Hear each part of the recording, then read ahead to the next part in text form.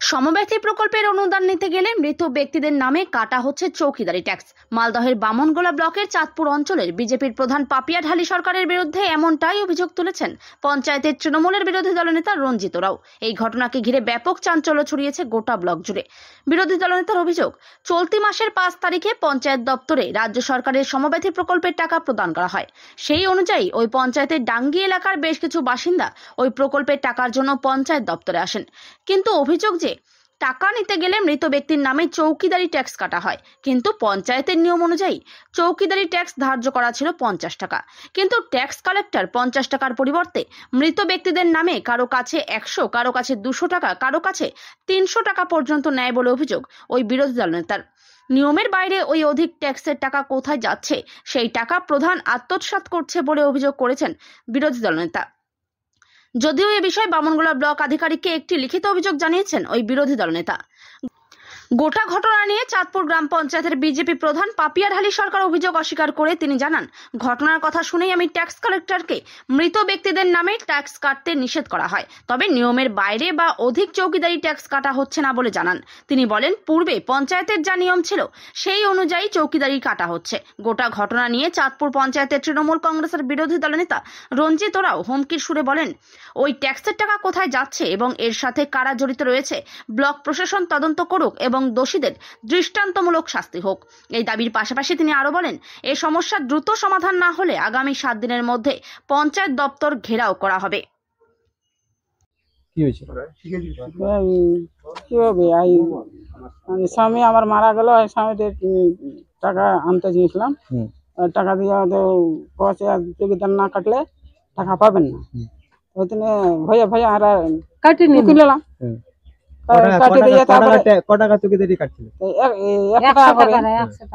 চৌকিদার না কাটলে টাকা দেবো না। ঠিক আছে, ভয়ে ভয়ে আর চুকি কাটি নিলাম, কাটি দিয়ে এরকম সঙ্গে দিয়ে তারপরে ডাকলো, ডাকি তো কাছে 2000 নিয়ে যাও। তারপর টাকা দিল? হ্যাঁ দিল। মানে চৌকিদারি ট্যাক্স না কাটলে টাকা দেবে না? না, আমার বাড়ি থেকে নিয়ে গেলাম টাকাটা, তারপরে টাকাটা দিলাম। তারপরে কার নামে চৌকিদারি ট্যাক্সটা কাটা হইছে? এই আপনার স্বামীর নামে? বান্ন নামে। হ্যাঁ, যে মারা গেছে তার নামে? হ্যাঁ। কোন অঞ্চল এটা? আপনার নাম? আমার নাম ভটকুরা। অঞ্চল থেকে চৌকিদারি কাটছে, কাটে 100 টাকা করে নিচ্ছে। কেন নিচ্ছে? কিসের জন্য নিচ্ছে টাকাটা? মরা টাকা বানায় দিই, পাওয়া যাবে 2000 করে, ওই জন্য বলে না হলে দিবি না টাকা।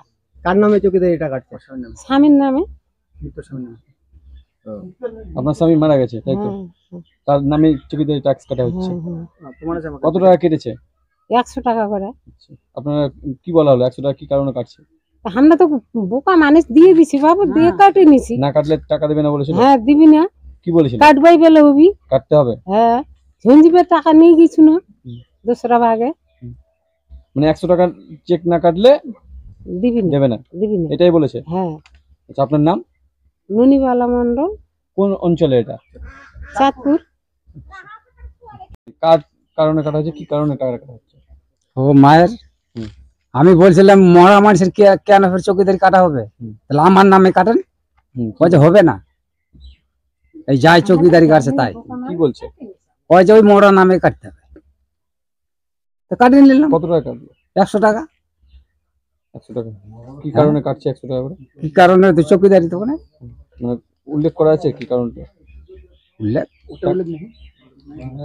100 টাকা চৌকিদারি ট্যাক্স। 100 টাকা চৌকিদারি। এটা না কাটলে কি মানে টাকা যদি না কাটলে টাকা দিবে না? কি বলছে? পাওয়া যাবে না। তাহলে আমরা ভয় ঠেলাতে কাটিয়ে নিলাম। কোন অঞ্চল থেকে বলছে? এই তো চাঁদপুর। আপনার নাম? আমার নাম ফণি কি মন্ডল। অভিযোগটা আমি শুনেছি, তো অভিযোগটা শোনার পরে আমি ট্যাক্স কালেক্টরকে বলি, তো ট্যাক্স কালেক্টর আমাকে জানালেন যে তখন সেই সমব্যথী টাকা যারা নিতে এসেছিলেন তারা যে নামগুলো বলেছিলেন সেই নামেই ট্যাক্স কালেক্টর ট্যাক্স কাটেন, এবং তাদের মধ্যে যে মৃত ব্যক্তি 2-4 জনের নামে ট্যাক্স কাটা হয়েছিল অজান্তে, সেটা আমি জানার তৎক্ষণাৎ আমি ট্যাক্স কালেক্টরকে বলি যে সেই নামগুলো যেন কেটে দেওয়া হয়, এবং সেই নামের জায়গাতে সেই ফ্যামিলিতে যে মেম্বার আছে জীবিত তার নামে যেন ট্যাক্সটা কাটে। আরেকটা অভিযোগ, হ্যাঁ, তো এখনও কোনো বডির রেজুলেশন করা হয়নি। যেইভাবে ওরা পুরনো মানে আগে যেইভাবে ট্যাক্স জমা দিত এবারও সেইভাবেই জমা করেছি আমরা, সেইভাবে জমা নিয়েছি। আরেকটা না, এটা সম্পূর্ণ ভিত্তিহীন কথা, কারণ আমি অঞ্চলে যাই সবার কাজ করি, কিন্তু সবসময় তো আর অঞ্চলে থাকাটা সম্ভব হয় না, কারণ বিভিন্ন জায়গায় বিভিন্ন রকমের মিটিং থাকে, যেমন মালদা ডিস্ট্রিক্টে থাকে, ব্লকে থাকে, সবসময় তো আর অঞ্চলে থাকাটা সম্ভব হয় না আমার পক্ষে।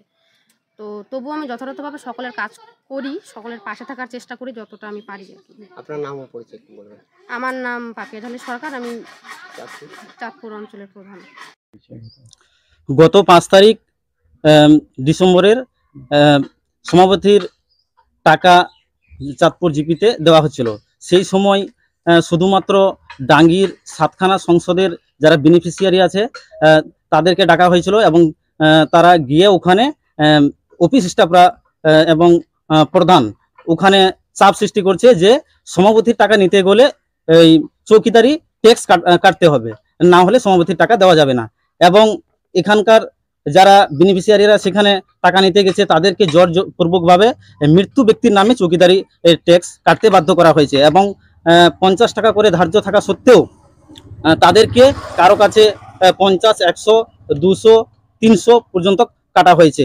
এই সমস্ত টাকা ওয়ার্ল্ড ফান্ডে যাচ্ছে, এবং সেই ওয়ার্ল্ড ফান্ড থেকে কে বা কারা এই জিপিতে সিটিং আছে ওই টাকাটা চাঁদপুর জিপি টাকাগুলো মানে লুটপাট করছে। এবার আমার বক্তব্য হচ্ছে যে সমাপতির টাকা দেওয়ার জন্য মৃত্যু ব্যক্তির নামে ট্যাক্সটা কাটতে হবে কেন, এর আমরা জবাব চাই।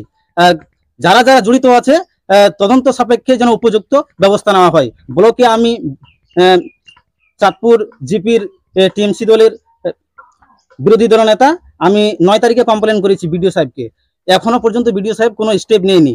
যদি 1 সপ্তাহের মধ্যে কোনো স্টেপ না নেওয়া হয় তাহলে আমি অঞ্চল অফিস ঘেরাও করব এবং আরো বৃহত্তর আন্দোলনে আমরা নামবো। আর কি কারণে টাকাটা নেওয়া হচ্ছে বেশি?